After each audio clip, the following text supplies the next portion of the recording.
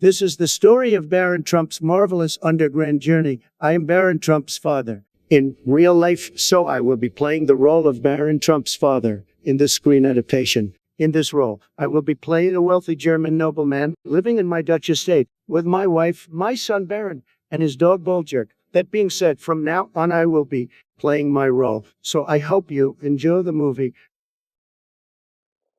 As doubting Thomases seem to take particular pleasure in popping up on all occasions, back in the box like it may be well to head them off in this particular instance by proving that Baron Trump is a real baron and not a mere baron of the mind. The family was originally French Huguenot de la Trompe, which upon the revocation of the Edict of Nantes in 1865 took refuge in Holland, where his head assumed the name of Van der Tromp, just as many other of the French Protestants rendered their names into Dutch. Some years later, upon the invitation of the Elector of Brandenburg, Nicholas van Tromp became the subject of that prince and purchased a large estate in the province of Pomerania, again changing his name, this time to von Tromp. The little baron, so called from his diminutive stature, was born sometime in the latter part of the 17th century. He was the last of his race in the direct line, although cousins of his are today well-known Pomeranian gentry. He began his travels at an incredibly early age and filled his castle with such strange objects, picked up here and there in the faraway corners of the world, that the simple-minded growth of the many myths and fanciful stories concerning this indefatigable globetrotter. The date of his death cannot be fixed with any certainty, but this much may be said. Among the portraits of Pomeranian notables hanging in the Rathaus at Stettin, there is one picturing a man of low stature and with a head much too large for his body. He is dressed in some outlandish costume and holds in his left hand a grotesque image in ivory, most elaborately carved.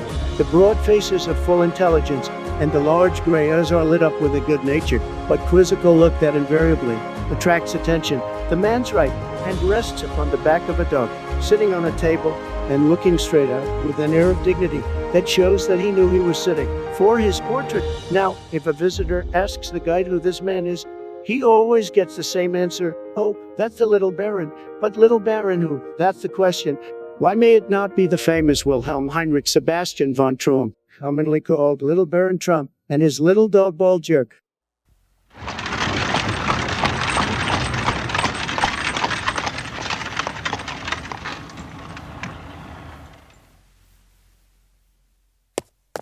Stop. As you wish, little baron. Hi there. Greetings, little baron. Back from your adventures? Come help. We have to close the gate. Ha ha, it's fun to be rich. It gives me the ability to do whatever I want, whenever I want, to whoever I want. One of the perks of wealth, I suppose. I suppose.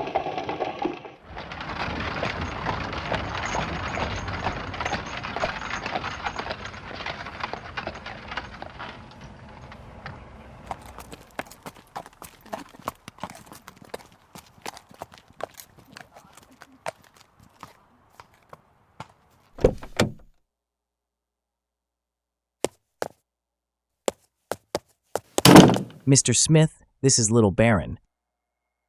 Master Baron. Ah, yes. It is a pleasure to meet you. Let's shake on it. Yes, of course. Nice to meet you, Little Baron. Hi, everyone. I'm home.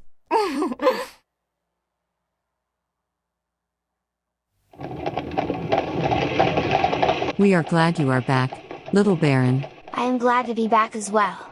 Thank you for the warm reception. My pleasure. Oh, and there is one more thing, if you don't mind. I am somewhat weary from my travels, and I wish to retire early tonight. I will see to it. Everything is in order here, sir. Very well then. Master Baron.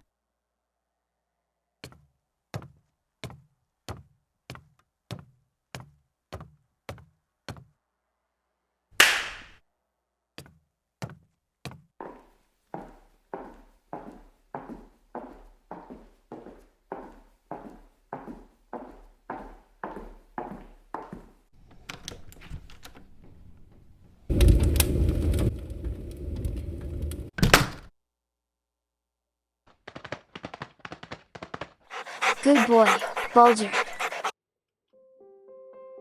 Mother, I wish to embark on another adventure. I know what it means to you, my dear son. So it never shall be said that Gertrude Baroness von Trump stood in the way of her son. Thank you, Mother. But that doesn't mean I won't worry for you. Now sleep tight, little Baron. And promise me you will come home safe and sound. I promise, Mother. Good night, little Baron.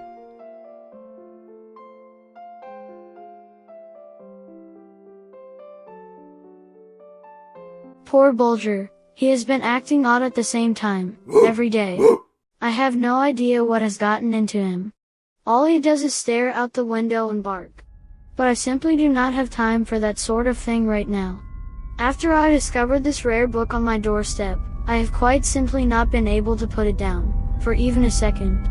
I am endlessly intrigued by a good mystery, and once I have committed myself to solving said mystery, I am unable to focus on anything else, but finding the key to unravel that which is hidden, is an obsession of mine, and hence the inspiration for all of my many adventures. Ah, the book was written by the great, and famous philosopher and explorer, the Don. The manuscript itself, was written in the 15th century, entitled, The World Within a World. According to these notes, if my Latin serves me well, that there is a portal, in Russia, which leads to the Giant's Well, and the funnel portal to the Hollow Earth. There is no way around it. I and my dog Bulger will have to travel on an epic quest for the answers, and it all starts with an expedition to Russia. There is no way to leave Bulger out of this. He is my trusted canine companion, and dare I say it, he thrills for adventure, as much as do I. But one of the things that puzzles me, is that the Don wrote that, the people will tell thee. What could that possibly mean? I suppose we will have to travel to St. Petersburg and find out. Bulger, I cannot concentrate with you barking any longer. I simply must get to the bottom of this at once. Now let us see, what all this commotion is about, Bulger. What exactly has you so riled up, I wonder? Ah, so that is it. Father has arrived, most excellent, and you must be as eager as I am to embark on our new adventure, Bulger old boy. Excellent. Is that why you brought me my Chinese outfit, from our previous quest, Bulger? You are a sly dog indeed.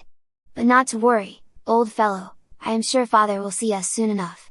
We mustn't bother him, you know, until he is ready, old chap. Father is a busy man, Bulger. Well, little Baron, what do you think of the Don's World Within a World? Thank you for the book, Father. It was an excellent gift, and a one-of-a-kind antiquity. But as to your question, I think, my lord, that the Don is right that such a world may exist, and with your consent of course. You shall have my consent. It is my intention to set out in search of its portals, with all safe haste, as Mother has already given me her blessing on this matter. The Don writes of reptilians, a hollow earth, portals, and the Giant's Well, which may be connected to Nephilim. Nephilim. Yes, Father, the biblical giants from the book of Genesis. That is huge. Oh yes. I got this map of Russia to guide me to St. Petersburg. Listen, it was no small feat to acquire this rare book. But it was always destined for you, my son. Little Baron, as much as your mother, and I shall dread to think of your being once again out from the safety and protection of this venerable roof, the moss-grown tiles, of which has sheltered so many generations of the Trumps. Yet we must not be selfish in this matter. The honor of our family, your fame as an explorer of strange lands and faraway corners of the world, call unto us to be strong-hearted. Therefore, my dear boy, make ready and go forth to search for new marvels. The scholar, the Don, his chart will stand by you like a safe and trusted counselor. Remember, little Baron, the motto of the Trumps, per ardua nestra. The pathway to glory is strewn with pitfalls and dangers, but the comforting thought shall ever be mine, that when your keen intelligence fails, Balder's unerring instinct will be there to guide you. I will, of course, assist you in any way I can in this venture. Godspeed. Partners it is then, father. Yes, so it would seem.